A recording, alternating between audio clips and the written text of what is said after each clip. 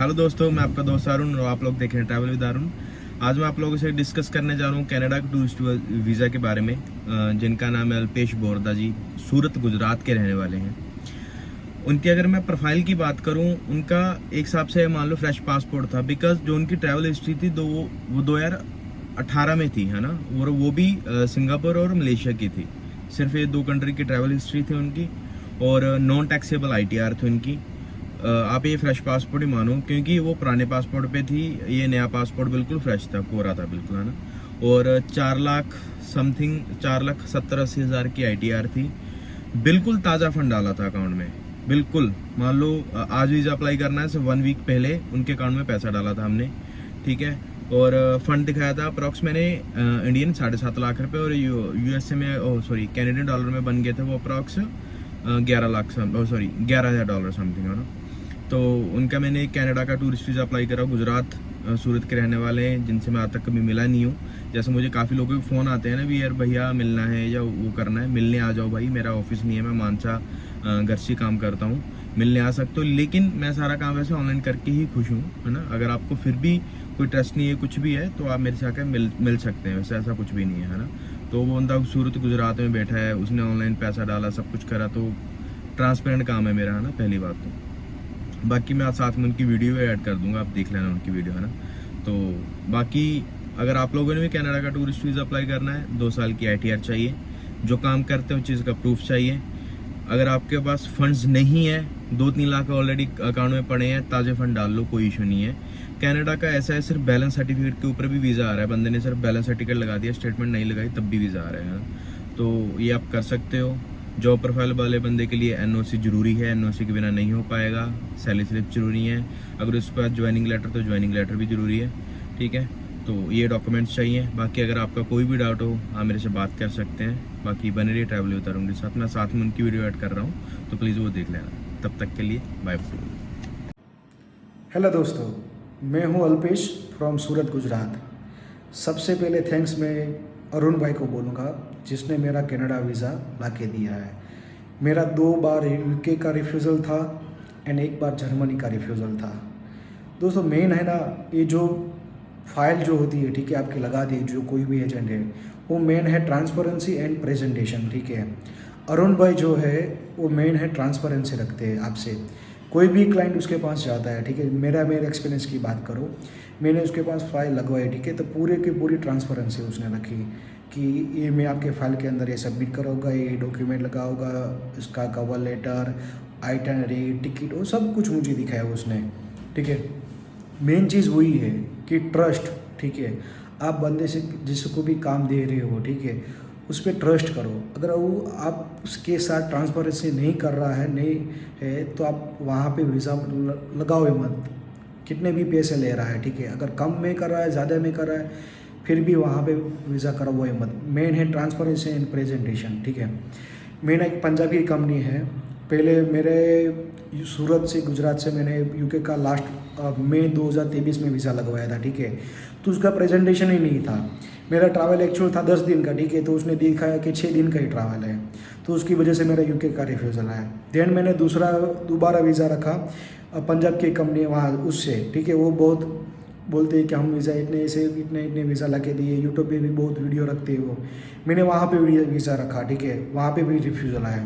तो उसने बोला कि सर आप एक काम करो, पैप करो, ठीक है, तो आपका वीज़ा आ जाएगा। मैंने उसको फ़ी दिया, ठीक है, और फ़ी पे की और पैप किया। पैप में भी मेरा रिफ्यूज़ल आया। मैंने उसको बोला कि मुझे कुछ डाउट लगा कि आप मुझे ना आपने जो प्रेजेंटेशन किया था पैप के अंदर, प्री एक्शन प्रोटोकॉल के अंदर, ठीक है, वो मुझे आप दो। तो वो लोग ने नहीं दिया मुझे। वो बोलते कि ये हमारे प्राइवेसी होती है, हम किसी को लेटर नहीं देते। देन जर्मनी का मैंने एक मुंबई की कंपनी है, ठीक है, मुझे जाना था मार्च के अप्रैल के अंदर, जून में जाना था, जर्मनी जाना था, ठीक है। तो मैंने वहाँ से करवाया वीज़ा, तो उसका भी प्रेजेंटेशन नहीं अच्छा था, ठीक है, तो उसकी वजह से मेरा रिफ्यूज़ल आया। तो दोस्तों मेरी यही कि आपसे सजेशन है, कोई भी आप वीज़ा रखो, ठीक है, किसी भी कंट्री का, तो आप मेन चीज़ है आप रखो अरुण भाई से। उसका ट्रांसपेरेंसी अच्छा है और प्रेजेंटेशन है, ठीक है, वो बहुत अच्छा है। मेन चीज़ वही होती है। बाकी वीज़ा देना नहीं देना वो टोटली डिपेंडेंट होता है एम्बेसी के बंदे के ऊपर ही होता है, ठीक है। लेकिन मेन चीज़ है प्रेजेंटेशन एंड ट्रांसपेरेंसी, क्या लगा रहे क्या लगा नहीं लगा रहे हो आपको सब अरुण भाई वो ट्रांसफ़र देते हैं, ठीक है, ट्रांसपेरेंसी करते हैं। अरुण भाई को मैंने बोला था अगर मेरा वीज़ा भी नहीं आया ना फिर भी मैं आपको वीडियो बना के दूँगा, बिकॉज ये बंदा मान लो समझ लो कि आप भगवान का आदमी है, इतना ट्रांसपेरेंसी इतना। अगर आपको वीज़ा भी नहीं रखना है, ठीक है, आपको जो भी क्वेरी है आप उससे क्वेरी भी करोगे, ठीक है, कोई भी आपके मन में डाउट है, ठीक है, आप व्हाट्सएप करोगे कॉल करोगे, तो अगर बिज़ी है तो बाद में कॉल करेंगे, अगर फ्री है, ठीक है, तो आपको तुरंत वो व्हाट्सएप में जवाब आंसर भी दे देते हैं। मैं जब भी क्वेरी कुछ भी पूछता हूँ, ठीक है, तो मुझे वो तुरंत ही मुझे आंसर दे देते हैं।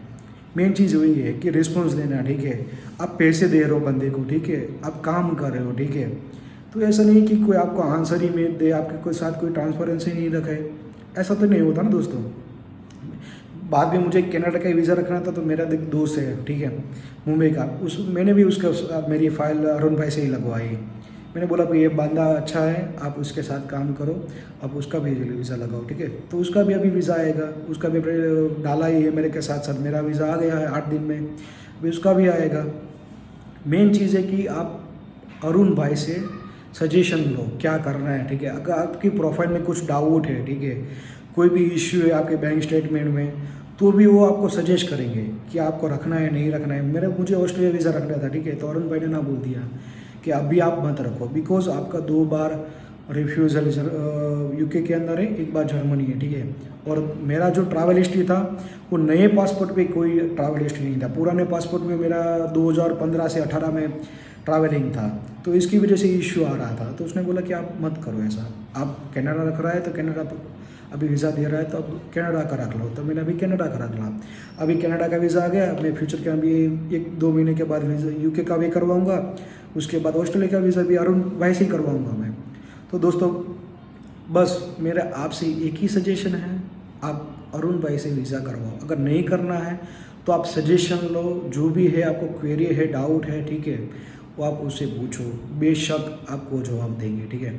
मेन चीज़ ये है कि अरुण भाई वो खुद करते हैं, ठीक है, बाकी के जो लोग हैं ना वो आदमी रख के मीन्स उसके काम वाले रख के काम करते हैं, उसके अंडर काम करते हैं, वो क्या होता है फ्रेशर होते हैं, तो फ्रेशर क्या है उसको इंग्लिश उतना पता भी नहीं होता है, और जो भी लगता है जो भी आता है वो मन में लिख देते हैं। मेरा ये एक्सपीरियंस हुआ है, ठीक है, 3 बार मेरा रिफ्यूज़ल आया, उसका सबसे मेन रीज़न वही है, ठीक है, प्रेजेंटेशन। तो वो लोग क्या करते हैं कि ट्रैवलिंग टाइम दिखाना है कुछ और ट्रैवल दिखाते हैं इतना कुछ। मेरा एक बंदा है, ठीक है, मेरा फ्रेंड ही है, उसके सूरत से उसने फाइल लगवाई थी यूके की, तो जाना था उसको 15 दिन के लिए, तो बंदे ने उसका जो फॉर्म सबमिट किया था, ठीक है, वो फॉर्म तो दिया नहीं, उसको यूज़र ने पासवर्ड भी नहीं दिया, दूसरा कि जो ट्रैवल हिस्ट्री उसकी दिखा दी तो एक दिन की दिखा दी, तो उसका रिफ्यूज़ल आया। तो बाद में जैसे रिफ्यूज़ल आया तो उसने बोला कि एजेंट से कि मुझे मेरा फाइल दो, मेरा जो अभी आपने फॉर्म सबमिट किया फॉर्म दो, मुझे मेरा यूज़र पासवर्ड दे। उसने दिया नहीं, हाँ देता हूँ, हाँ देता हूँ, किया दिया ही नहीं। मैंने दोस्तों ट्रांसपेरेंसी वो होती नहीं ना। आप अरुण भाई से वीज़ा करवाओ, ये मेरा सजेशन है। मैं हर बार ऐसा ही बोलूँगा कि अरुण भाई के पास जाओ, आप जहाँ पे भी हो, ठीक है, आप अरुण भाई से एक बार बात करो। बात करने का कोई पैसा नहीं लेते हैं, वो बड़े दिल के आदमी हैं, ठीक है। आप सजेशन लो उससे, जो भी होगा वो ट्रांसफ़र ही बात करेंगे, उसको कोई पैसा की लालच नहीं है।